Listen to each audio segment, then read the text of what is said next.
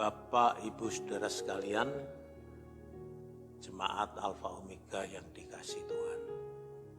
Shalom Aleichem, salam sejahtera dalam kasih Tuhan kita Yesus Kristus. Hari ini kita kembali datang menghampiri takhta kemurahan Tuhan untuk mempersembahkan satu ibadah kepada Tuhan. Itu sebabnya mari kita siapkan hati kita untuk menyambut kebenaran firman-Nya. Dan karena itu mari kita berdoa.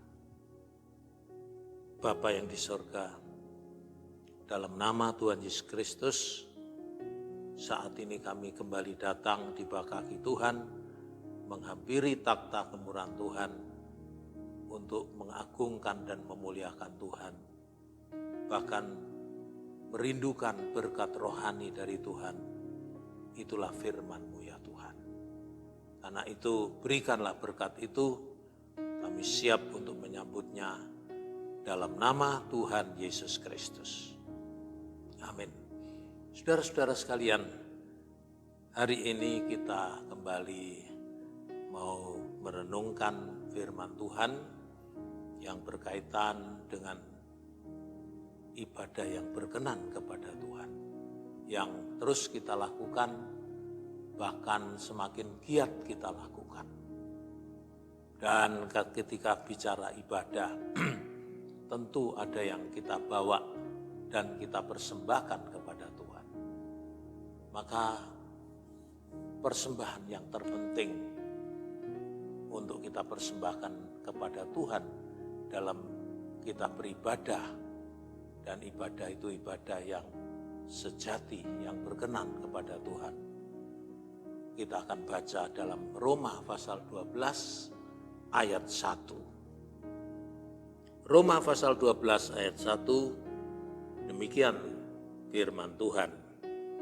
Karena itu saudara-saudara, demi kemurahan Allah, aku menasihatkan kamu, supaya kamu mempersembahkan tubuhmu sebagai persembahan yang hidup, yang kudus, dan yang berkenan kepada Allah, itu adalah ibadahmu yang sejati. Saudara-saudara sekalian, ibadah yang sejati adalah ibadah di mana kita membawa persembahan hidup kita. Ya. Kita mendapatkan satu nasihat firman Tuhan yang sangat indah. Dikatakan demi kemurahan Allah, aku menasihatkan kamu, supaya kamu mempersembahkan tubuhmu sebagai persembahan yang hidup, yang kudus dan yang berkenan pada Allah, dan itu ibadah yang sejati. Jadi yang kita bawa kepada Tuhan pertama-tama adalah hidup kita ini, tubuh, jiwa dan roh kita. Ya, persembahan yang hidup, bukan tubuh yang mati, tetapi yang hidup. Artinya segenap keberadaan hidup kita, yaitu roh, jiwa, tubuh kita ini, di satu persembahan kita bawa kepada Tuhan sebagai suatu persembahan. Apa bedanya dengan ibadah yang selama ini kita lakukan? Kalau ibadah itu hanya sebatas rutinitas, hanya sebatas sebagai satu kebiasaan, atau ibadah itu hanya memenuhi rukun saja, karena saya ini orang Kristen ya pantasnya saya mesti pergi ke gereja gitu. Kalau enggak ke gereja kan enggak pantas gitu. Ini bukan masalah pantas tidak pantas. Tapi ketika bicara tentang ibadah, maka ibadah itu harus kita lakukan dengan sepenuh-penuhnya. Yang kita bawa kepada Tuhan itu, ya ternyata nasihat penting ini adalah seluruh keberadaan hidup kita. Artinya memang kita datang kepada Tuhan itu dengan hati yang sungguh-sungguh datang mempersembahkan hidup kita ini. Kenapa? Ya, seluruh keberadaan hidup kita harus kita persembahkan kepada Tuhan. Karena sebenarnya, saudara-saudara, hidup kita ini yang sudah diselamatkan melalui penebusan, karya penebusan Kristus, hidup kita ini sudah bukan milik kita lagi.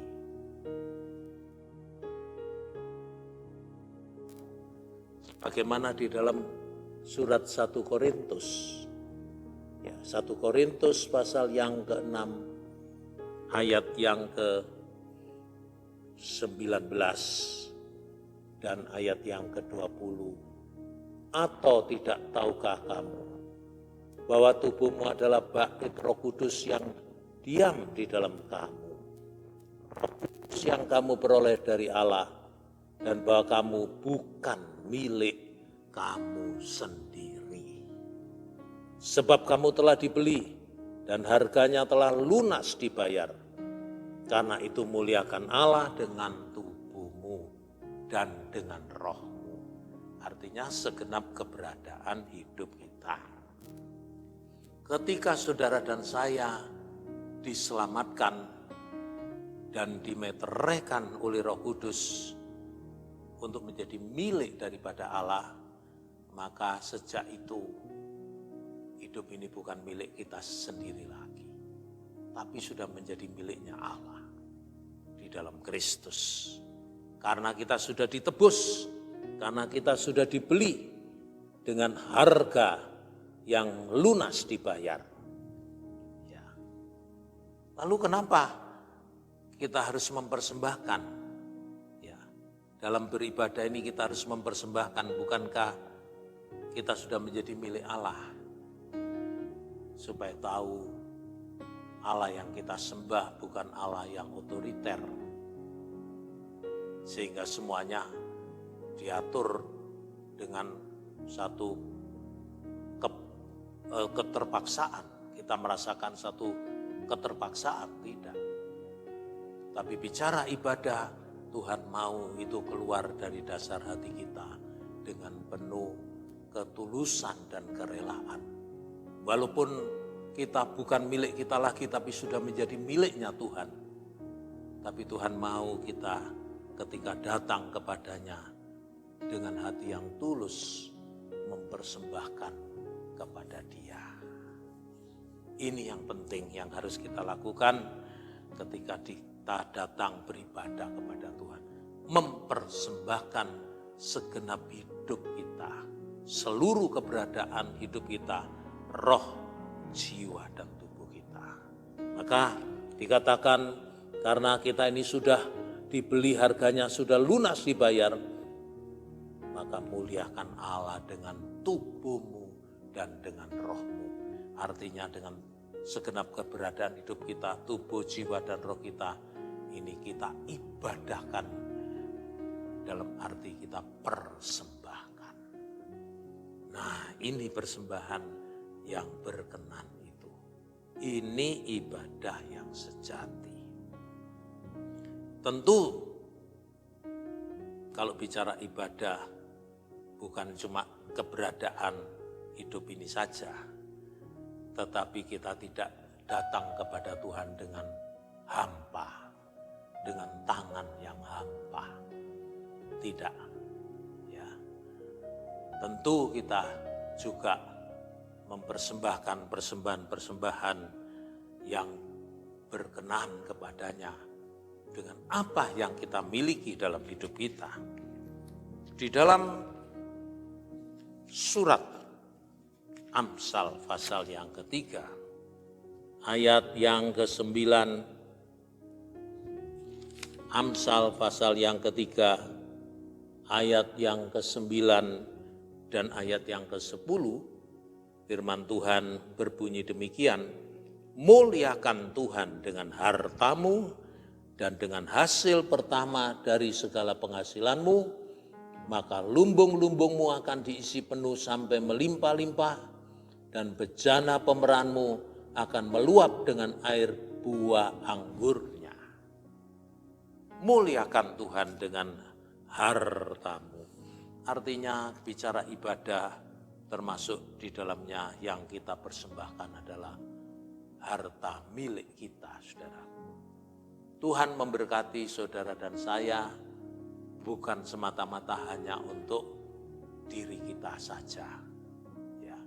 Tetapi Tuhan menghendaki apa yang dikaruniakan, diberkatkan kepada kita itu juga kita kembalikan untuk memuliakan Tuhan. Ya, sebagian dari harta kita gunakan untuk memuliakan Tuhan. Bukankah memang pekerjaan Tuhan di atas muka bumi ini membutuhkan peran serta dari umatnya dalam bentuk pengorbanan. Dan dengan itu pengorbanan harta yang kita miliki akan menjadi berguna bagi kelangsungan pekerjaan Tuhan di atas muka bumi ini. Ada banyak cara untuk kita mempersembahkan harta kita kepada Tuhan. Ya. Tapi pada prinsipnya memang Tuhan memberkati supaya kita kembali mempersembahkan itu kepada Tuhan, saudara-saudara. Dan ternyata juga ketika kita mempersembahkan harta milik kita, ada janji daripada Tuhan bahwa Tuhan akan memberkati kembali kehidupan kita, saudara-saudara. Maka lumbung-lumbungmu akan diisi penuh sampai melimpah-limpah, dan bejana pemeranmu akan meluap dengan air buah anggurnya. Artinya apa yang kita persembahkan tidak sia-sia. Karena ternyata Tuhan akan kembali memberkati kita. Sehingga terjadilah satu siklus kehidupan yang diberkati dan memberkati terjadi di dalam kehidupan kita. Saudara-saudara sekalian, kita juga perlu belajar apa arti ibadah yang sejati itu. Ya, karena memang adalah kehendak Tuhan supaya ibadah kita ini benar-benar semakin hari semakin berkenan kepada Tuhan. Ya, karena memang kita rindu membangun satu kehidupan ibadah yang memuliakan nama Tuhan, saudara-saudaraku. Maka ibadah itu berikutnya adalah dalam bentuk kebaikan-kebaikan dan kepedulian. Ya, sebagaimana di dalam surat Yakobus pasal yang pertama. Surat Yakobus pasal yang pertama, ayat yang ke-26 dan ayat yang ke-27. Jikalau ada seorang menganggap dirinya beribadah, tetapi tidak mengekang lidahnya, ia menipu dirinya sendiri, maka sia-sialah ibadahnya itu. Ibadah yang murni dan yang tak bercacat di hadapan Allah, Bapa kita, ialah mengunjungi yatim piatu dan janda-janda dalam kesusahan mereka dan menjaga supaya dirinya sendiri tidak dicemarkan oleh dunia. Nah, ini ibadah, saudara-saudara. Kepedulian kepada saudara-saudara kita yang lemah, ya, janda dan yatim piatu. Nah, ini juga bagian penting dari ibadah, yaitu melakukan kebaikan-kebaikan buat sesama saudara seiman khususnya, bahkan orang-orang lain, saudara-saudara. Ya, ini dikatakan sebagai ibadah yang murni dan yang tak bercacat di hadapan Allah, Bapa kita. Ya, kepedulian kepada saudara-saudara kita yang lemah, janda dan yatim piatu. Kalau kita tahu, ya, mereka membutuhkan bantuan pertolongan. Nah, ini tugas tanggung jawab kita juga. Lebih-lebih di tengah-tengah situasi sekarang, di mana semua dalam keadaan terbatas, ya, semua dalam keadaan kesulitan, kita yang tetap mengalami berkat Tuhan, perlu peduli kepada saudara-saudara kita yang lemah. Dan kembali lagi, ibadah itu adalah hal-hal yang bersifat rohani. Itu sebabnya di dalam surat Ibrani pasal yang ke-13, Ibrani pasal yang ke-13 ayat yang ke-15 dikatakan begini, sebab itu marilah kita oleh Dia senantiasa mempersembahkan korban syukur kepada Allah, yaitu ucapan bibir yang memuliakan namanya. Ini ibadah. Ketika kita ibadah, kita mempersembahkan pujian, penyembahan kepadanya. Ya, dari mulut bibir kita keluar kata-kata ucapan bibir yang memuliakan nama Tuhan. Keluar ungkapan-ungkapan rasa syukur kita kepada Tuhan. Kalau ini yang kita lakukan, kita sedang melengkapi kehidupan ibadah kita untuk semakin hari semakin layak dan berkenan kepada Tuhan. Di ayat yang ke-16 diingatkan kembali, dan janganlah kamu lupa berbuat baik dan memberi bantuan, sebab korban-korban yang demikianlah yang berkenan kepada Allah. Artinya, kembali lagi kita diingatkan bahwa berbuat kebaikan dalam bentuk korban-korban yang kita lakukan, kerjakan buat orang-orang yang memerlukan, itu sangat berkenan kepada Allah. Inilah pada hakikatnya yang kita persembahkan ketika kita beribadah. Tidak hanya bicara tentang hal rohani, tetapi juga bicara tentang hal-hal yang nyata, yang menyentuh kehidupan sehari-hari.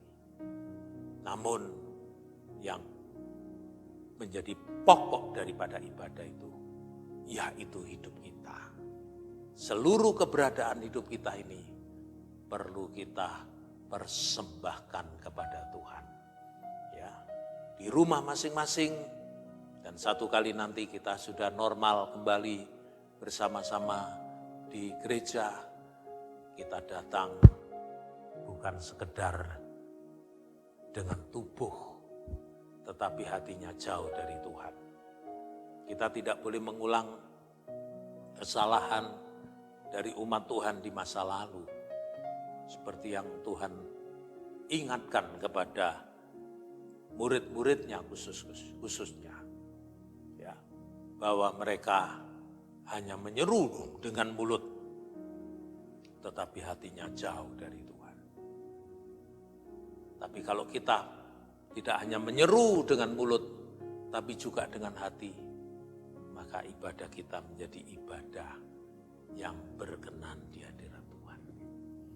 Bapak, Ibu, Saudara sekalian, sekali lagi, di rumah masing-masing, lakukanlah ibadah dengan sungguh-sungguh. Para suami sebagai kepala keluarga, memimpin ibadah di rumah masing-masing, ya, membawa seluruh anggota keluarga untuk datang kepada Tuhan. Tuhan kiranya memberkati. Mari kita berdoa. Bapa kami yang di sorga, dalam nama Tuhan Yesus Kristus, kami bersyukur bahwa kami masih diberi kesempatan untuk beribadah dan memuliakan Engkau. Karena itu kami bawa segenap hidup kami, seluruh keberadaan roh, jiwa, tubuh kami, untuk dipersembahkan kehadirat-Mu ya Allah. Di dalam nama Tuhan Yesus Kristus, agar ini menjadi persembahan yang hidup, yang kudus, dan yang berkenan kepada Allah. Karena kami rindu mewujudkan satu ibadah yang sejati. Terima kasih Bapa, terima kasih biarlah firman-Mu tinggal di dalam hati kami masing-masing. Kami mohon doa ini Bapa di dalam nama Tuhan Yesus Kristus. Saudara, angkat tangan-Mu dan tadakan ke atas serta terimalah rahmat, berkat, dan anugerah dari Allah Bapa, cinta kasih pengorbanan Kristus Sang Putra, persekutuan kekuatan penghiburan oleh Roh Kudus beserta kita mulai saat ini sampai Maranatha, Kristus datang sebagai Raja di atas segala raja, mempelai pria dari surga. Dalam berkat nama Tuhan Yesus Kristus, semua yang percaya katakan